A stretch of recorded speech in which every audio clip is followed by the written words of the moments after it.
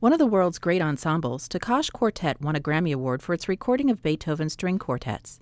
Takács is also the first string quartet to win London's Wigmore Hall Medal recognizing international artists. Ensemble in residence at the University of Colorado, Takács travels the world performing more than 90 concerts a year. Edward Dusinberre, Takács' first violinist, studied at the Royal College of Music in London. He came to the United States to attend the Juilliard School. Dusinberre speaks with the Center for the Performing Arts, Christy Black, about the ensemble's upcoming performance and 3-day residency at Penn State. He also discusses the Quartets project with Meryl Streep and his career as a musician and teacher. As the first violinist in the string quartet, what made you decide to pursue a career as a professional musician? As a musician, I think it was the combination of liking, discovering, and exploring pieces of music, and the amazing social interactions, the people that one met. Particularly, I was in the National Youth Orchestra of Great Britain. I was in between the ages of 13 and 18, and that probably was the single biggest influence. But I also always loved being on stage and that sense of kind of feeling liberated from oneself that one gets when you're really invested in a piece of music. When did you first pick up the violin?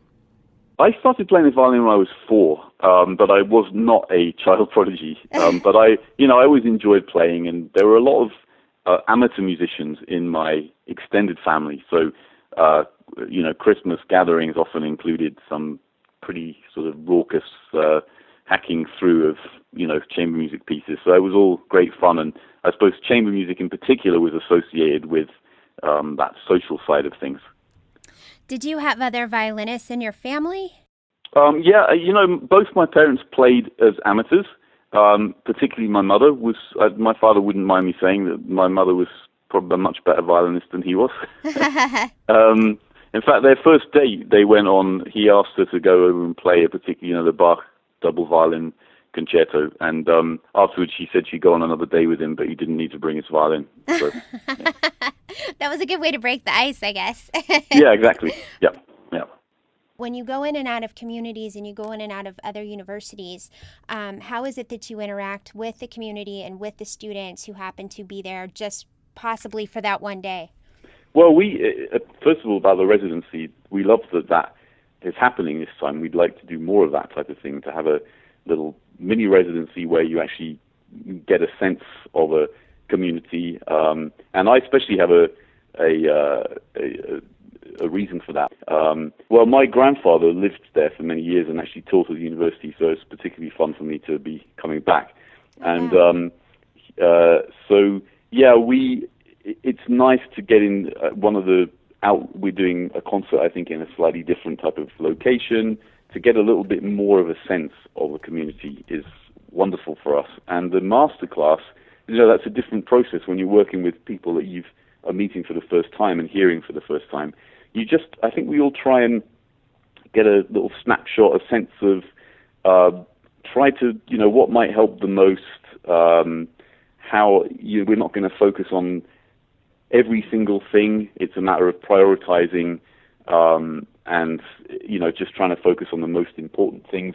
Often with chamber groups, strangely, it's kind of helping them to have a more fun time in the way that they interact with each other and express the characters in the music. So we very rarely get through a coaching without asking a student group, what character do you want to express? What mood do you think the music conveys here? And that will lead us into a conversation about more technical issues about how to achieve that. How do you feel your career as a professional musician influences your students?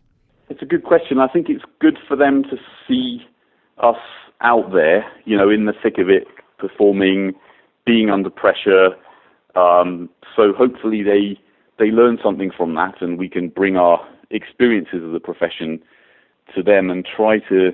I suppose the one thing we encourage these days is that as a musician going into the profession, you need to have such a diverse range of skills, both musical and personal. And so hopefully the fact that we have a successful career is also something that they, can find encouraging, and they probably also notice that we work very hard and that there's, you need good luck to have a career, but you've got to be well positioned to take advantage of opportunities, and so hopefully they can see that from us as well.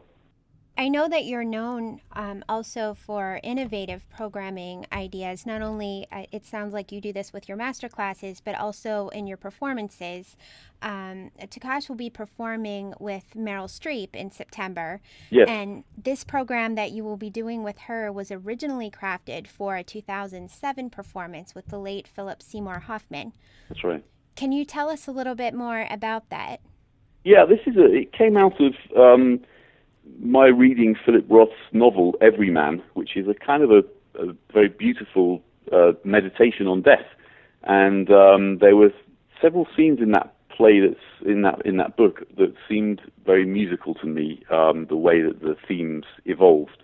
And so I suddenly had this crazy idea that it would be fun to be able to hear some of those scenes in the same concert that we heard Schubert's wonderful meditation on death for string quartet, his string quartet Death and the Maiden.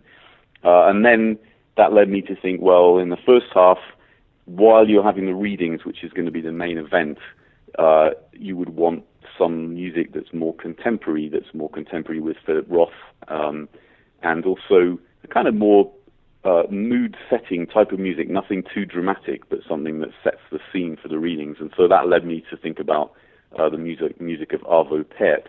And so that's how we'll be doing the program with Meryl Streep in September. And it'll be very interesting to see how it feels in this new.